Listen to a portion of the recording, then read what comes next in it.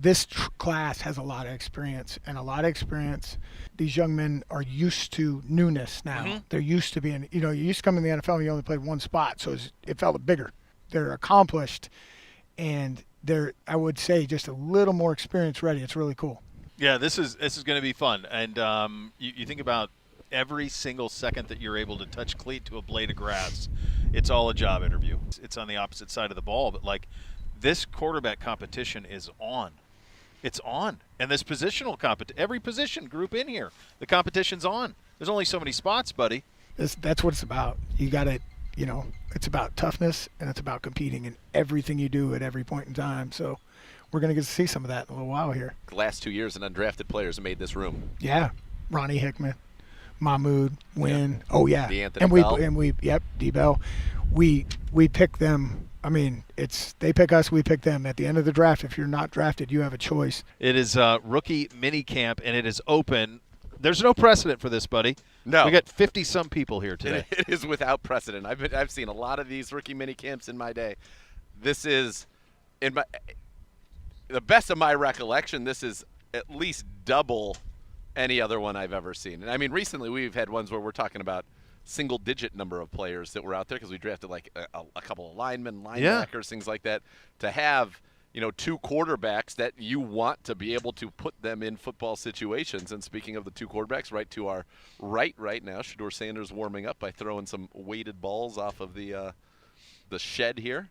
The cleats, the idea, like if you were to go back to like me in high school, he's wearing his dad's Nike cleats, which were so coveted, and the idea that all of this full circle, it's got to be such a surreal thing to think of it. And it's going to be good to see him sling it. He just throws such a beautiful ball. Yep. Always has been a big fan of his play on the field the last couple of years at Colorado, and excited to see what this looks like out here. And you could hear it with Tarver. Like there's just a great deal of excitement because this is real football. I mean, this feels like training camp. How many people are out here? Going back to Drew real quickly, I had the white and reds in '94.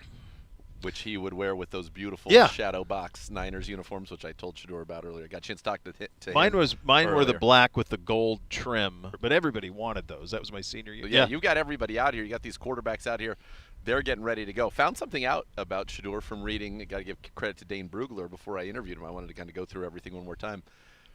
Do you know who the first NFL quarterback was, or ex-NFL quarterback at the time, that he worked with as a young man that kind of shaped some of the way he throws? And the one hint I will give you is I reference this person on air when discussing the style of his high arcing deep ball. Maybe a little further south. Teddy? Here. No, a little further south here in the state of Ohio. Jeff Blake. So Jeff Blake actually, and he actually laughed when I asked him the reason that question. I went Teddy because I thought South Florida, Miami, like there'd be some. How did he connect with Jeff Blake? Let me just say this. That kid's put together, man. He's ready to go.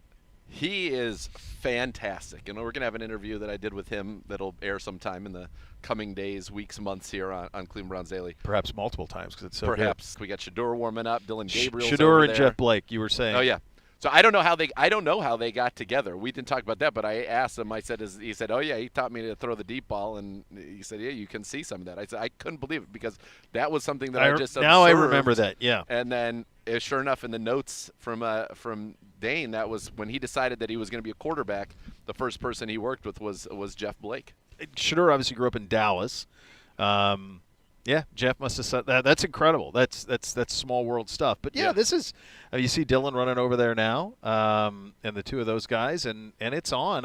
When we were talking with Tarver, this is fun, dude. This is really fun, dude. This is real football. And the thing when you're talking to Tarver, and you talk about not only the guys you drafted, all these guys who are in here, but in terms of the guys you drafted, like so many of them are from A+ top flight, big programs.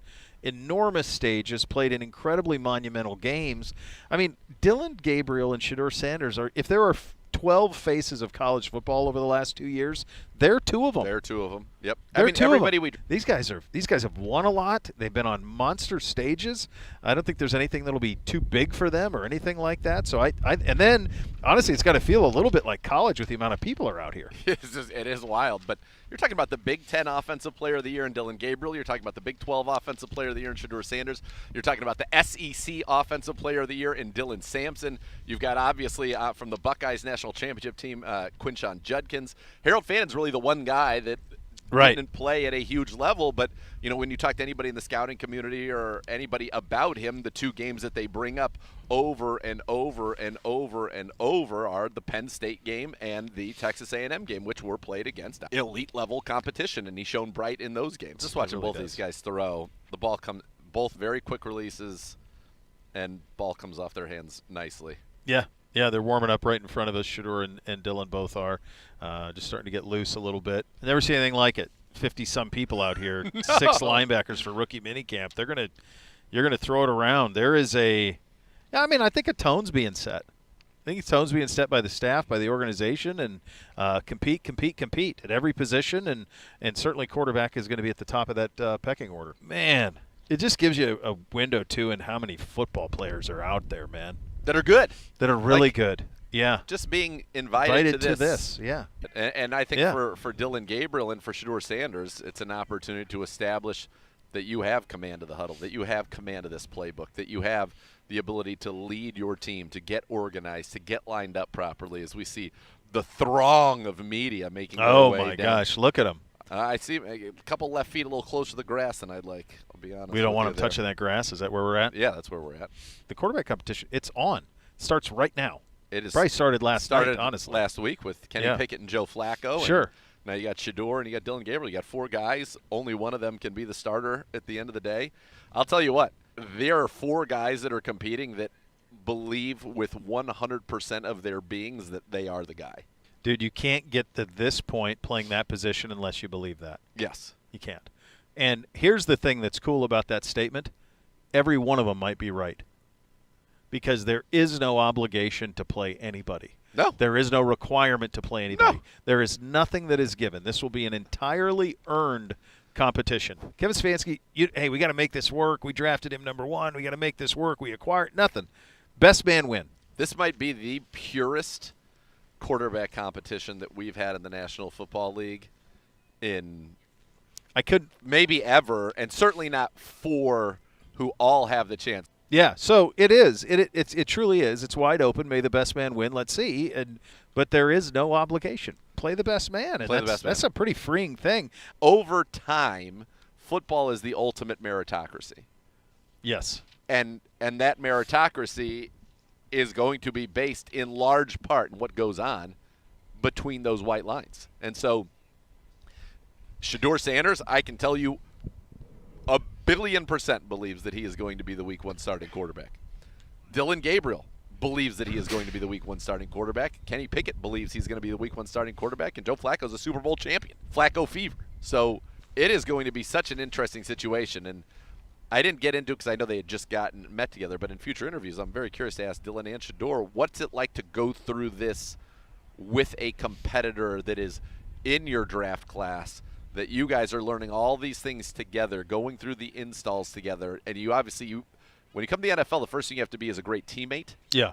So you're going to work on these things together, but at the end of the day, it's competition. It's going to come down to who performs the best. I don't think that when you think about 2 rookie quarterbacks, I don't think 2 guys drafted in the 3rd and 5th round, I don't think there's a situation in NFL history where they are on relatively equal, equal footing with 2 guys who are already here, and may the best man win. Yeah. So if you want a chance to go be the starter of an NFL team in year 1, coming in the 3rd and 5th round, you're not getting a better opportunity than what's happening right here. No, you are not. It's as good as it gets. Which is, again, why you have 2 swings here. That's why you have in Pickett a 3rd youthful bite at the apple, because we've got to get this position right. It is the biggest thing facing this franchise. And the beauty of what you've done here is not only do you have this opportunity in Shedeur Sanders, not only do you have this opportunity in Dylan Gabriel, not only do you have this opportunity in Kenny Pickett, you have the reason you made the trade down from 2 to 5 to not only get Quinshon Judkins and Mason Graham, but was to get that future first-rounder for next year. And so not only is it an open competition, not only do I think it will be a very fair competition between the guys and the best player will emerge, but there's an urgency for them as well, because you want to not only establish yourself as the week 1 starter, you want to then go and perform this year at a level that says to Andrew Berry and Kevin Stefanski, hey, those 2 first-round picks next year, let's get 2 dudes. We don't need a quarterback. We've got one. These guys are not. They're not projects. They're very clean prospects. Yeah, and they're ready to go. Now, some people would say the knock on them then is that you see Kevin Stefanski out there. You see Tommy Reese, the new offensive coordinator of the Browns. Chad O'Shea with the wide receivers. Tommy's right here. Tommy in the middle running it. Yeah. He's in the middle running it from the quarterback side, talking with Shedeur. Stefanski's kind of lined up in the front of the defensive side there. And we got both quarterbacks going same time, throwing routes. They're both just easy throwers. And they don't look as much like rookies as you would normally expect at this juncture. But that's because, as you said all along, they've played a lot of games. Again, these are throws on air. When we see this team get into a little 11-on-11, that's when it's going to get a little saucy. That's when I think it's going to be fun. And I mean, the ball just is popping, baby. It's cool, too. There's the 2 of them, and so they just take turns. You go, I go, you go, I go. They throw the same route over and over again. Kev's watching all of this. I like that. Do we have a and then will they do some – are they going to do a little 7-on-7 stuff today, Gibby? Do we know? Can we get some 11-on-11, Gibby? We have enough people. Well, we won't. We're not allowed to show that if we go 11-on-11. So maybe we don't want that. That's fine. We can describe it. Yeah, it looks very crisp. Very crisp. Yep. They're getting a lot of reps in, man. Just occurs to me, when was the last time Shedeur went to a practice where his dad was not in charge? I don't think he ever has. It's a good question. That's why I asked him. I said, "What's this going to be like? You know, being coached?" And he said, "It's high school." He said, "Well, I played for my offensive coordinator, so I was always being coached by them." So he said it won't be any different. But that's why I asked him that today. Yeah. Everyone has their journey. Yeah. To get to this point. And they're all just so different. But what's so cool about sport is it finds the cream does rise to the top. The ultimate meritocracy once you get on those lines. And it's both of these guys, what I think is cool about it, going through it together, and both of them, if they're going to win consistently in the NFL, have to win the same way. These guys put the ball on the money. Yeah, they do. Repeatedly, which is a very important skill, it turns out, in throwing the football.